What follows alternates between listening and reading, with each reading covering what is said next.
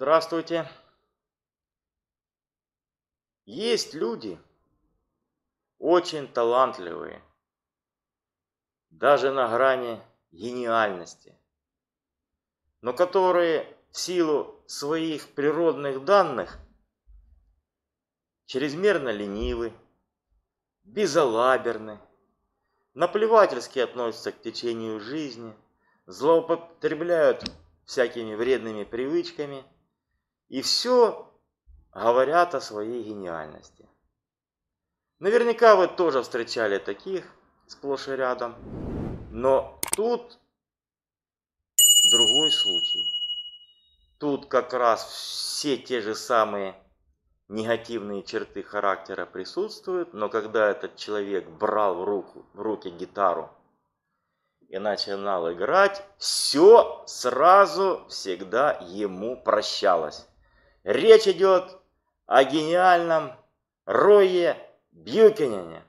Рой Бьюкенен.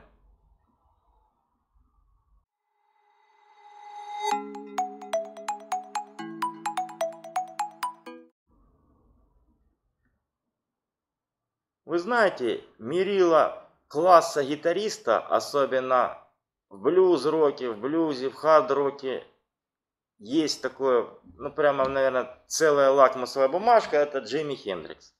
О нем у нас был ролик, мы частенько о нем говорим и так далее. Так вот, Рой Бьюкенен – это другой полюс, если взять музыку всю, разложить в виде такого, знаете, физического географического шарика. Вот один полюс это Хендрикс, другой полюс это Бьюкенен.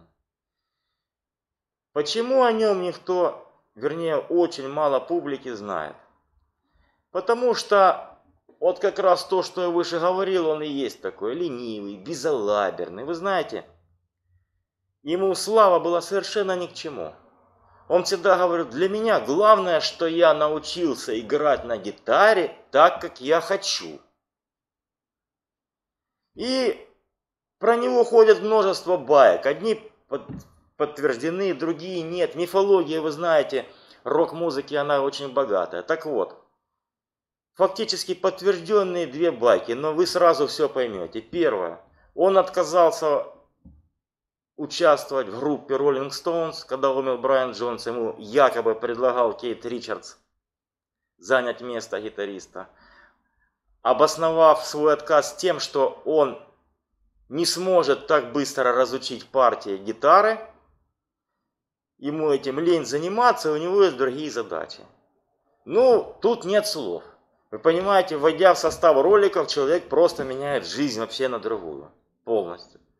И второй, более подтвержденный случай, он отказался участвовать в группе Джона Леннона Plastic Ono Band, сказав, что ему на тот момент это не особо интересно.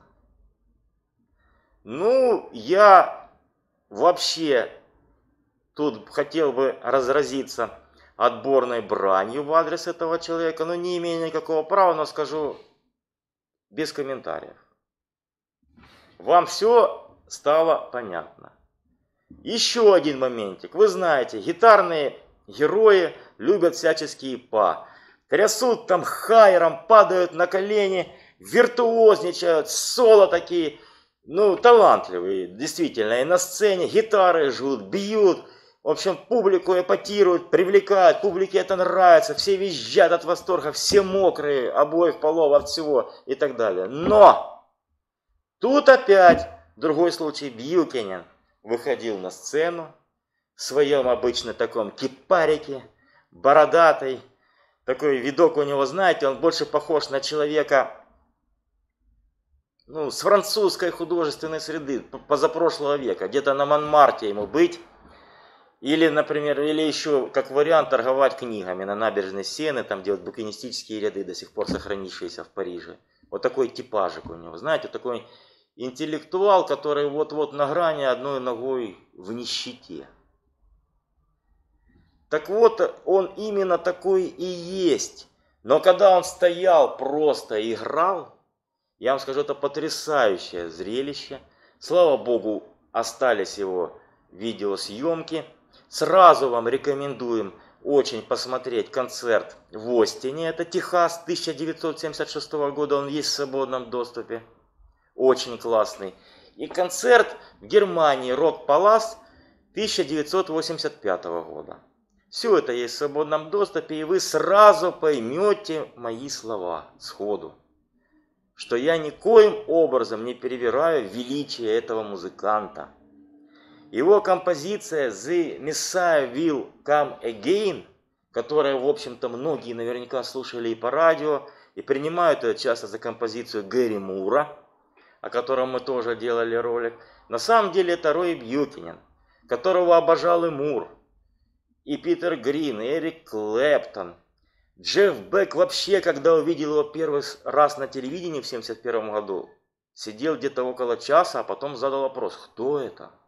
Когда его познакомили, Рой обучил его некоторым приемчикам игры на своем легендарной гитаре своей Fender Telecaster 1953 года. Он просто опередил время. Вот эти все гитарные эффекты, вау-вау, квакушка, шумовой фон и все остальные вещи он создавал еще без всякой аппаратуры навороченной. Но у него была гитара и простой усилок. Вы посмотрите, если Хендрикс играл, у него была самая современная аппаратура. Куча усилителей, у Бьюкенена нет. Во-первых, финансовые возможности разные. Бьюкенен вынужден был даже работать разносчиком книг, продавал большие энциклопедии, чтобы на жизнь заработать.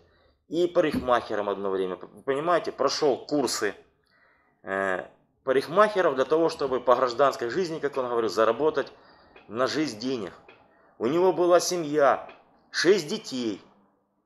Поэтому, он говорит, их надо как-то кормить. Плюс его изматывающие постоянные концерты, он, понимаете, играл везде, где мог. И вот даже когда его спросили, а почему вы не попадаете там куда-то на авансцену, на большие концертные залы, у него было счастье. Он сказал, раз попал в знаменитый зал Карнеги Холл. Устроил этому в Нью-Йорке. Устроил ему это поклонник, который выиграл деньги в казино и оплатил этот зал. Зал собрался полный. Все были просто в шоке и не понимали, откуда он взялся. Это 1972 год. Тут же Guitar Player, журнал специализированный, признал его одним из лучших гитаристов в мире. Опять же, почему судьба такая? А вот в силу тех же причин. Давайте все-таки копнем немножко глубже и заглянем в детство Роя. Рожден он был как Лерой Бьюкенен 23 сентября 1939 года в штате Арканзас. Это фермерский штат, сельскохозяйственный. Отец его был фермером. Как-то Бьюкенен обронил одному журналисту в интервью, что отец был баптистским проповедником. Баптистом отец был точно, но проповедником вряд ли. Потому что один из сыновей этой большой семьи, а у Бьюкенена еще было 4 брата и сестры, рос он в таком семействе большом, сказал, что скорее в церкви обрушатся потолки, чем наш папа зайдет туда. То есть, вы понимаете, противоречивые ходили слухи, но то, что папа музыку любил, это однозначно. Он постоянно слушал приемник, и маленький Рой буквально прилипал в приемник, вот как сейчас дети прилипают к гаджетам всеразличным. Вот нету никакой возможности было оттащить от него. Папа заметил этот интерес. Когда исполнилось 2 года, Лерой и все семейство переехали в Калифорнию.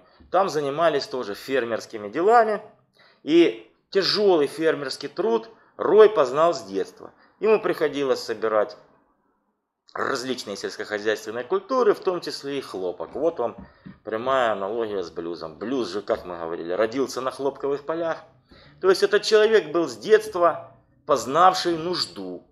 Тем не менее, папа с мамой сподобились купить ему гитарку, маломальски, самую примитивную. И, к удивлению вообще взрослых, до 9 лет он научился по радио снимать любую композицию. Сам по себе, вот такой вот одаренный самоучка. Вот приходили знакомые, родственники к ним в гости и просили даже устроить его это некоторое шоу. Он вот услышал композицию, например, тогда был популярен Хэнк Уильямс, он ее воспроизводит тут же. Ну, это было, конечно, нечто. И с такими талантами где-то в 10 лет, еще в совсем пацанячем, щенячьем возрасте, он сколотил группу из 3 человек. Они ездили по местным, самым мрачным хонки-тонкам, генделикам так называемым, играли везде, где могли, копеечку зарабатывали. И вот, когда встал вопрос, кем быть, у Роя он вообще не стоял. Школу он давно забросил, туда не ходил. Он был склонен к некому подобию бродяжничества, уходил, прибивался то к одним музыкантам, то к другим. Говорит, когда услышал Элвиса Пресли, вообще прозрел. Но я вам скажу, что его рок-н-ролльная композиция «My Babe» называется. Такой же есть и альбом одноименный Роя Бьюкенена «My Babe». Просто вы послушайте, но там, честно говоря, все хвалят связку Элвис Пресли и Скотти Мур, это его гитарист. А вот там связка настолько такая, что там этим Элвису со Скотти Муром делать, наверное, все-таки нечего. Вот такой вот уровень был. И все дело, вы, наверное, уже это понимаете, а многие это и знали, все дело в пресловутом менеджменте. Не попадался ему человек, который, вы знаете, вот воспринимали Бьюкенена, так какой-то, говорят, музыкант, пьяница. Ну не без этого. Конечно, все-таки тяжелая у него была жизнь. Тяжелая. И вот после этого концерта в 1972 году в Карнеги-холл его наконец-то заметили. Сняли о нем документальный фильм, который прошел по телевидению. Мало-мальски люди начали воспринимать, подписали с ним контракт фирмы грамзаписи. Например, знаменитый Atlantic Records Ахмед Эртеган, владелец, где Led Zeppelin в свое время писались многие, Питер Грант там подвязался. Он сказал, приходи, я тебя в любой момент запишу на своей фирме. И многие выпускал он альбомы. Но опять же, не было никакого продвижения, толчка. Мало записать пластинку. Ее надо еще двигать, какая бы она ни была гениальная. Нету менеджмента, нет продаж, нет известности. И вот так вот он болтался, выпуская, то уходил в забытие, алкогольно-наркотические заплывы, то ругался с женой, убегал из дому. Вот так вот, ну, пластинки выпускались, фурора не делали. Жизнь он свою закончил очень печально. В полицейском участке, как в отчетах написано, в 1988 году, 14 августа, повесился на своей футболке, находясь в состоянии алкогольного опьянения. На самом деле, друзья говорят, что его просто избили в околотке, и от травм он умер. Мрачная история, до сих пор правды нет, там не найдешь. Как и многое у Бьюкенена. Но осталась его музыка. Слушайте его. Прекраснейший музыкант. Спасибо за просмотр. Всего вам доброго.